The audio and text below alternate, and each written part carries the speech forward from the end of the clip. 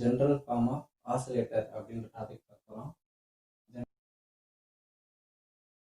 போன கிளாஸ்ல வந்துட்டு கண்டிஷன் ஃபார் ஆசிலேஷன் அப்படின்னு பார்த்தோம். அந்த கண்டிஷன்ல என்ன பார்த்தோம் அப்படின்னு சொன்னா பீட்டா ஏவி அப்படிங்கிறது வந்துட்டு 1 அப்படின்றதுன்னு பார்த்தோம். இது எப்போ 1 அப்படின்னு இருக்கும்னா மொத்த ஃபேஸ் ஷிஃப்டோட இது வந்து 180 டிகிரி + 180, அதாவது டிரான்சிஸ்டர்ல 180 டிகிரி, ஃபீட்பேக்ல 180 டிகிரி ஆகிட்டு டோட்டலாக வந்து 360 டிகிரி இல்லை 0 டிகிரி இல்லை 720 டிகிரி அந்த மாதிரி இருந்துச்சு அப்படின்னு சொன்னாதான் பீட்டா ஏவி அப்படின்றதோட வேல்யூ வந்து 1 வரும் அப்படின்னு பார்த்தோம். அப்போதான் அது ப்ராப்பராக வந்து ஆசிலேஷன் இருக்கும் அப்படின்னு சொல்லி பார்த்தோம்.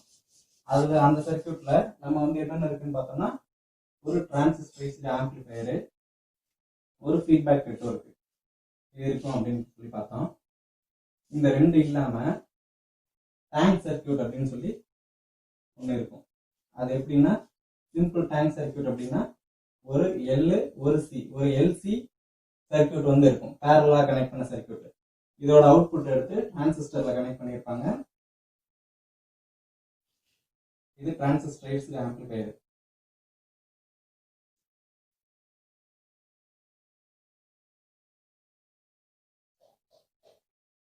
இது வந்து ஃபீட்பேக்.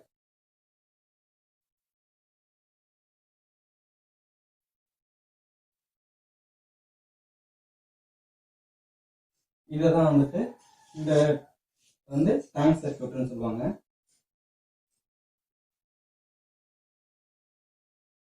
இப்போ என்ன நடக்கும் அப்படின்னு சொன்னா இந்த டேங்க் சர்க்கியூட் வந்து ஒரு ஆசிலேஷன் பண்ணிட்டு நமக்கு சைன் வேவ் ஜென்ரேட் பண்ணி கொடுக்கும்.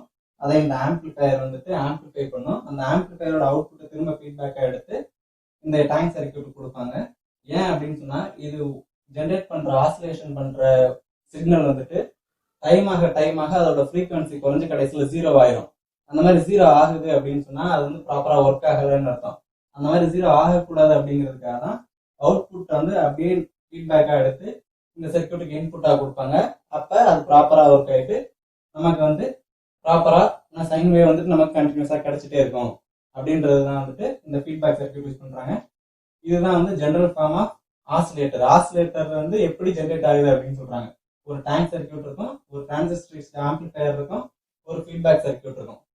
ஸோ இதுதான் வந்துட்டு இதோட ஜெனரல் ஃபார்ம். இப்போ டேங்க் சர்க்கியூட் என்ன, டிரான்சிஸ்டரைஸ்டு ஆம்பிளிஃபையர் சர்க்கியூட் என்ன பண்ணும், ஃபீட்பேக் சர்க்கியூட் என்ன பண்ணும் அப்படின்றது 1 by 1 பார்க்கலாம்.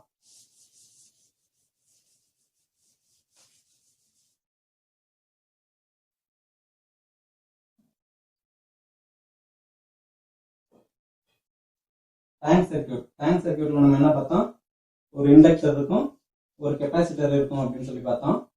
இதோட அவுட்புட்டை தான் எடுத்து நமக்கு டிரான்சிஸ்டரைஸ்டு ஆம்பிளிஃபையர்ல வந்து கொடுப்பாங்க. இது வந்து எல், இது சி. ஒரு பேசிக் சிம்பிள் டேங்க் சர்க்கியூட் வந்து எல்சி சர்க்கியூட் அப்படின்னு சொல்லுவாங்க. அப்படி இல்லைன்னா அது வந்துட்டு எல்சி சர்க்கியூட்னு சொல்லலாம், இல்ல ரீசனன்ஸ் சர்க்கியூட் அப்படின்னு சொல்லலாம். ஸோ இதுல இருந்து எப்படி நமக்கு கண்டினியூஸா வந்து ஏசி சிக்னல் ஜென்ரேட் ஆகும் அப்படின்னா, இப்போ எக்ஸாம்பிளுக்கு இங்க இருந்து ஒரு சுவிட்ச் கனெக்ட் பண்ணிருக்கோம்னு வச்சுக்கோங்க. இப்ப நமக்கு ஒரு எந்த வித இன்புட்டுமே வந்து கண்டினியூஸ் ஏசி சிக்னல் இன்புட் வந்து இது கொடுக்காமலே வந்து ஆசிலேட்டர் வந்து நமக்கு தேவையான ஏசி சிக்னலை ஜென்ரேட் பண்ணணும். அப்ப இதுக்கு வந்து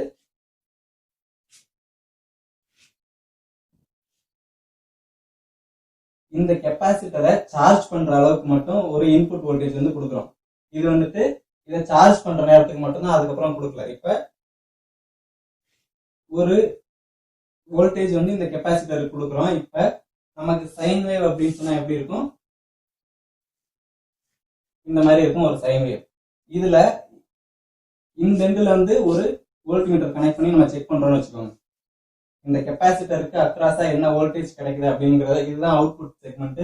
இந்த கெப்பாசிட்டருக்கு அக்ராஸா என்ன கிடைக்குது அப்படின்றத நம்ம இந்த வோல்ட்மீட்டர்ல பார்த்துட்டே இருப்போம். ஸோ இப்போ இங்க இந்த வோல்டேஜ் கொடுக்கும்போது இந்த கெப்பாசிட்டர் வந்து சார்ஜ் ஆகிட்டே இருக்கும். இது சார்ஜ் ஆகுது அப்படின்னு சொன்னா நமக்கு அவுட்புட் எப்படி கிடைக்கும்னா, இது வந்து வோல்டேஜ்னு வச்சுக்கோங்க. இந்த கெப்பாசிட்டர் சார்ஜ் ஆகும்போது கொஞ்சம் கொஞ்சமா சார்ஜ் ஆகும்போது இந்த மாதிரி இதுக்கு அக்ராஸா வோல்டேஜ் வந்து இந்த மாதிரி வரும். அடுத்தது இப்ப வோல்டேஜ் கொடுக்கறத நிப்பாட்டிட்டோம்னு வச்சுக்கோங்க. இந்த சுவிட்ச் வந்து க்ளோஸ் பண்றோம். இந்த சுவிட்சை க்ளோஸ் பண்ணும்போது என்ன ஆகும் அப்படின்னு சொன்னா, ஃபர்ஸ்ட் சார்ஜ் ஆகும்போது இந்த மாதிரி சார்ஜ் ஆகும். அடுத்தது இந்த சுவிட்சை க்ளோஸ் பண்ணிடுறோம் அப்படின்னு சொன்னா இந்த கெப்பாசிட்டர்ல இருந்து சார்ஜ் வந்து டிஸ்சார்ஜ் ஆகும். டிஸ்சார்ஜ் ஆகுது மீன்ஸ் இந்த பக்கமா வரும். ஸோ இந்த கெப்பாசிட்டர்ல இருந்து சார்ஜ் வந்து டிஸ்சார்ஜ் ஆகும். இதுக்கெல்லாம் முன்னாடி வந்து இந்த இண்டக்டரும் சரி கெப்பாசிட்டரும் சரி நமக்கு வந்து ஒரு எனர்ஜியை ஸ்டோர் பண்ற மாதிரியான காம்பனன்ட்ஸ் தான் இந்த இண்டக்டரும் சரி கெப்பாசிட்டன்ஸும் சரி. கெப்பாசிட்டர் என்ன பண்ணும், தனக்குள்ள வந்து எலக்ட்ரிக் ஃபீல்டு வந்து ஸ்டோர் பண்ணிக்கும். தட் மீன்ஸ் வோல்டேஜ் வந்து ஸ்டோர் பண்ணும். இந்த இண்டக்டர் என்ன பண்ணும்னா மேக்னெட்டிக் ஃபீல்டா வந்துட்டு கரண்ட் வந்து ஸ்டோர் பண்ணும். அந்த மாதிரி ஸ்டோர் பண்றதுனால என்ன ஆகும் அப்படின்னு சொன்னா கண்டினியூஸா வோல்டேஜ் சேஞ்ச் ஆகுது அப்படின்னு சொன்னா அதை வந்து இந்த கெப்பாசிட்டர் வந்து அவாய்ட் பண்ணும், அதாவது ஸ்டாப் பண்ணும். கண்டினியூஸா கரண்டோட வேல்யூ வந்து சேஞ்ச் ஆகிட்டே இருக்கு அப்படின்னு சொன்னா அதை வந்து இந்த இண்டக்டர் வந்து ரெக்டிஃபை பண்ணும். நம்ம அந்த ரெக்டிஃபையர் படிக்கும் போதே வந்துட்டு ஃபில்டர் சர்க்யூட் படிக்கும்போது இண்டக்டரும் கெப்பாசிட்டரும் எதுக்காக எப்படி பயன்படுது அப்படின்றத பார்த்துருப்போம். அததான் இங்கேயும் சொல்றோம். இது வோல்டேஜை ஸ்டோர் பண்ணும், இது கரண்ட்டை ஸ்டோர் பண்ணும். ஓகே, இப்போ வந்து ஃபர்ஸ்ட் சார்ஜ் கொடுக்கும்போது இது அளவுக்கு வந்துட்டு ஸ்டோர் ஆகும். இதை வந்துட்டு ஃபர்ஸ்ட் குவார்டர் அப்படின்னு சொல்லுவாங்க, இது செகண்ட் குவார்டர், இது மூணாவது குவார்டர், இது நாலாவது குவார்டர். ஒரு சைன் வேவோட ஃபர்ஸ்ட் குவார்டர் இது, செகண்ட் குவார்டர் இது, தேர்ட் குவார்டர் இது, ஃபோர்த் குவார்டர் இது.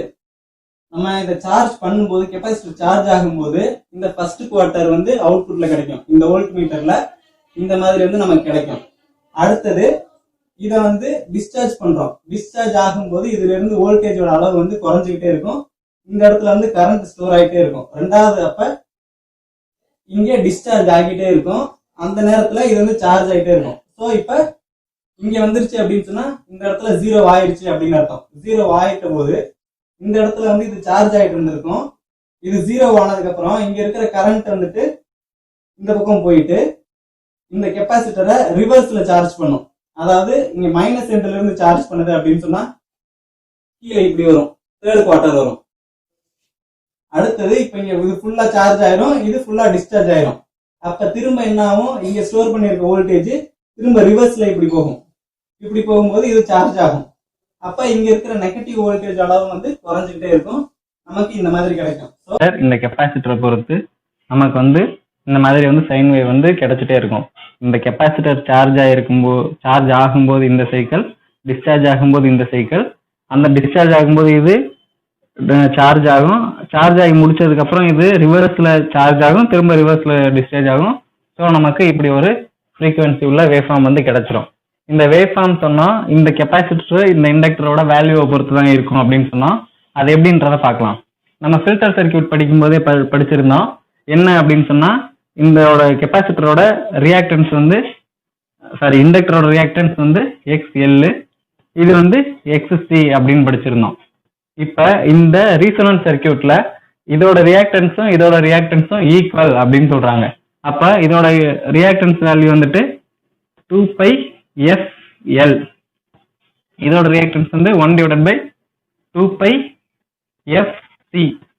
ஸோ நம்ம இதுல இருந்து F கண்டுபிடிக்கணும் அப்படின்னு சொன்னா F squared equal to 1/4π2LC அப்படின்னு வரும். ஸோ இந்த ஸ்கொயர் அங்கிட்டு கொண்டுட்டு போனோம்னா F equal to 1/2π√LC அப்படின்னு வரும். இதுதான் வந்து இந்த சர்க்கியூட்டோட ஃப்ரீக்வன்சி அப்படின்னு சொல்றாங்க. இதுல இந்த LC பொறுத்து தான், இதோட வேல்யூவை பொறுத்து தான் நமக்கு கிடைக்கிற ஃப்ரீக்வன்சி எவ்வளோ அப்படிங்கிறத கண்டுபிடிக்க முடியும். ஸோ இதுதான் வந்துட்டு டேங்க் சர்க்கியூட்டுக்கான தியரி. அடுத்தது வந்துட்டு இதுல வந்து நம்ம இந்த ஜெனரல் ஃபார்ம் ஆஃப் ஆசிலேஷன்ல என்னன்னு பார்த்தோம், டேங்க் சர்க்கியூட் இருக்குன்னு பார்த்தோம், ஆம்பிளிஃபையர் இருக்குன்னு பார்த்தோம், அடுத்தது ஃபீட்பேக் இருக்குன்னு பார்த்தோம். அடுத்ததெல்லாம் பார்க்கலாம். இப்ப இதுல வந்துட்டு கண்டினியூஸா வந்து நம்ம எந்த இன்புட்டுமே கொடுக்காத போது இந்த எல்சியோட சார்ஜ் டிஸ்சார்ஜை பொறுத்து கண்டினியூஸா நமக்கு வந்து ஃப்ரீக்வன்சி வந்துட்டே இருக்கும் அப்படின்னு சொன்னோம். ஆனா இதுவே டைம் ஆக இந்த ஃப்ரீக்வன்சி குறைஞ்சு கடைசியில வந்து 0 ஆகுறதுக்கு வாய்ப்பு இருக்கு. அந்த மாதிரி 0 ஆகுது அப்படின்னு சொன்னா அதுக்கு பேர் வந்துட்டு டேம்ப்டு ஆசிலேஷன் அப்படின்னு பேரு. டேம்ப்டு ஆசிலேஷன்னா டைமை பொறுத்து ஆசிலேட்டரோட ஆசிலேஷன் ஃப்ரீக்வன்சி ஜென்ரேட் பண்றது வந்துட்டு கடைசியில 0 ஆயிருது அப்படின்னு சொன்னா அதை டேம்ப்டு ஆசிலேஷன் அப்படின்னு சொல்லுவோம். அந்த மாதிரி இல்லாம டைமை பொறுத்து அது எப்பவும் ப்ராப்பரான ஃப்ரீக்வன்சி கொடுத்துட்டே இருக்கு அப்படின்னு சொன்னா அதுக்கு பேர் வந்து அன்டேம்ப்டு ஆசிலேஷன் அப்படின்னு சொல்லுவோம்.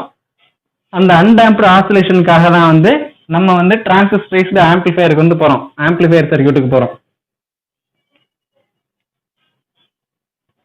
இப்ப நம்ம நார்மலா ஒரு ஆம்பிளிஃபையர் சர்க்யூட் முன்னாடி எல்லாம் பார்த்திருப்போம். இந்த மாதிரி இருக்கும் அதோட பயாசிங் சர்க்யூட்டு. அடுத்தது வந்துட்டு இந்த மாதிரி ஒரு டிரான்சிஸ்டர் என்பிஎன் டிரான்சிஸ்டர் கொடுத்துருப்பாங்க. இந்த இடத்துல ஒரு ரெசிஸ்டர் இருக்கும். இதுக்கு வந்துட்டு விசிசி அப்படின்னு சொல்லி ஒரு சப்ளை கொடுத்துருப்பாங்க. இங்க இதுல வந்து இன்புட் கொடுப்பாங்க. நம்ம இந்த டேங்க் சர்க்யூட் தான் எடுத்து இங்க கனெக்ட் பண்ணியிருக்கோம் இல்லையா, ஸோ அதை வந்து இங்க கனெக்ட் பண்றோம். இப்ப இதுக்கு வந்து எந்த விதமான இன்புட் ஏசி சிக்னலும் கொடுக்காத போது இதுல இருந்து நமக்கு கிடைச்சிட்டே இருக்கும் அவுட்புட். நம்ம இதுக்கு இனிஷியலா ஒரு வோல்டேஜ் கொடுப்போம்ல, அதுவும் சரி, நேரத்தை பொறுத்து இது 0 ஆயிடக்கூடாது அப்படின்றதுக்காக திரும்பவும் இதுக்கு வந்து இன்புட் கொடுப்போம். அந்த மாதிரி எல்லாம் எதுல இருந்து கொடுப்போம் அப்படின்னு சொன்னா இந்த ஆம்பிளிஃபயருக்கு கொடுக்குற சப்ளை வோல்டேஜ் தான் வந்துட்டு இங்க வி அவுட் எடுப்போம். இந்த சப்ளை வோல்டேஜ் தான் ஏசியா கன்வெர்ட் பண்ணி திரும்பவும் நம்ம இந்த டேங்க் சர்க்யூட்டுக்கு கொடுப்போம். ஸோ இந்த டேங்க் சர்க்யூட்டுக்கு அன்டேம்ப்டா இருக்கணும், அதாவது டயத்தை பொறுத்து ஃப்ரீக்வன்சி வந்து 0 ஆகாம இருக்கிறதுக்கு அன்டேம்ப்டு ஆசிலேஷனா இருக்கிறதுக்காக இந்த அவுட்புட் எடுத்து நம்ம இன்புட்ல கொடுக்குறோம். அது வந்து இந்த ஆம்பிளிஃபயரோட அவுட்புட்ல இருந்து தான் எடுத்து இன்புட்ல கொடுக்குறோம். ஸோ இங்க வந்து R1 R2 அப்படின்ற மாதிரி பயாசிங்காக இருக்கும். இது RE இருக்கும். இது வந்து காமன் எமிட்டர் ஆம்பிளிஃபயரா. ஸோ நம்ம கான்ஃபிகரேஷன்லேயே பார்த்துப்போம். காமன் எமிட்டர் கான்ஃபிகரேஷன் இருக்கு அப்படின்னு சொன்னா அந்த இடத்துல வந்து 180 டிகிரி ஃபேஸ் ஷிஃப்ட் இருக்கும் அப்படின்னு பார்த்தோம். இந்த டிரான்சிஸ்டர்ல வந்து 180 டிகிரி ஃபேஸ் ஷிஃப்ட் ஆகும் அப்படின்னு சொல்லி பார்த்தோம். நமக்கு இந்த இடத்துல இந்த மாதிரி சிக்னல் ஜென்ரேட் ஆகணும் அப்படின்னா நம்ம இதுல இருந்து 180 டிகிரி ஃபேஸ் ஷிஃப்ட் ஆகுது அப்படின்னு சொன்னா இந்த இடம் இந்த மாதிரி ஆயிருமா? இப்படி இருக்கு அப்படின்னு சொன்னா திரும்பவும் நம்ம அதை கொண்டு வந்து கொடுத்தோம் அப்படின்னு சொன்னா இதோட வோல்டேஜ் அளவு குறைஞ்சிருமா? நமக்கு ஃப்ரீக்வன்சி வோல்டேஜ் எல்லாம் சேமா இருக்கிற மாதிரி தான் ஃபீட்பேக் வேணும் அப்படின்னா நம்ம வந்து இங்க ஃபீட்பேக் சர்க்யூட் வந்து யூஸ் பண்ணுவோம். இந்த ஃபீட்பேக் சர்க்யூட் என்ன பண்ணுவோம் அப்படின்னு சொன்னா 180 டிகிரி, இந்த ஃபீட்பேக் சர்க்யூட் வந்து ஒரு 180 டிகிரி ஃபீட்பேக் சர்க்யூட். இது ஃபீட்பேக் இங்க ஒரு 180 டிகிரி ஆகும். ஸோ 180 டிகிரியும் 180 டிகிரியும் சேர்ந்து இங்க 360 டிகிரியில வரும். நம்ம கண்டிஷன் ஃபார் ஆக்சிலேஷன் பார்காசன் கிரிட்டீரியன்ல படிச்சிருந்தோம் என்னன்னா பீட்டா ஏவி அப்படிங்கிறது வந்துட்டு 1 இருக்கணும் அப்படின்னு பார்த்தோம். இது எப்போ 1 இருக்கும் அப்படின்னு சொன்னா ஆம்பிளிஃபயரோட ஃபேஸ் ஷிஃப்டும் ஃபீட்பேக்கோட ஃபேஸ் ஷிஃப்ட் ரெண்டு ஃபேஸ் ஷிஃப்டும் சேர்த்து 0 1 360 இல்ல 720 அந்த மாதிரி இருக்கு அப்படின்னா தான் இந்த மாதிரி கிடைக்கும் அப்படின்னு பார்த்தோம். அப்ப இந்த ஆம்பிளிஃபயர் எதுக்காக யூஸ் பண்றோம்னா இது அன்டாம்ப்டு சர்க்யூட்டா இருக்கணும், அன்டாம்ப்டு ஆசிலேட்டரா இருக்கணும்ன்றதுக்காக டிரான்சிஸ்டர் ஆம்பிளிஃபயர் யூஸ் பண்றோம். இந்த ஃபார்ம்லயே வந்து இன்னொன்று வந்து நம்ம ஃபீட்பேக் அப்படின்னு பார்த்துருந்தோம். இந்த ஃபீட்பேக் எதுக்காக அப்படின்னா இங்க ஒரு 180 டிகிரி கிடைச்சிருச்சு, இங்க இன்னொரு 180 டிகிரி இருந்துச்சு அப்படின்னா தான் இது ப்ராப்பரா ஒர்க் ஆகுன்றதுனால இங்க ஒரு ஃபீட்பேக் சர்க்யூட் யூஸ் பண்ணி நம்ம வந்து இன்னொரு 180 டிகிரி ஃபேஸ் ஷிஃப்ட் பண்றோம். அந்த 360 டிகிரி ஃபேஸ் ஷிஃப்ட் எடுத்து இங்க நம்ம இதுக்கு இன்புட்டா கொடுக்குறோம்.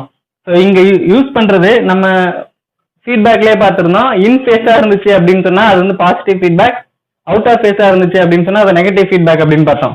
இந்த இடத்துல நம்ம இந்த மாதிரி இன்புட் ஆல்ரெடி இருக்கு, நம்ம அவுட்புட்ல இருந்து இன்புட் இருக்கு, நம்ம அவுட்புட்ல இருந்து எடுத்து கொடுக்கறதும் இதே மாதிரி சிக்னல் தான் கொடுக்குறோம். ஸோ இது ரெண்டு இன் ஃபேஸ்ல இருக்கு அப்படின்றதால ஆசிலேட்டரை பொறுத்த வரைக்கும் ஃபீட்பேக் அப்படிங்கிறது பாசிட்டிவ் ஃபீட்பேக்கா இருக்கும் அப்படின்னு சொல்றாங்க.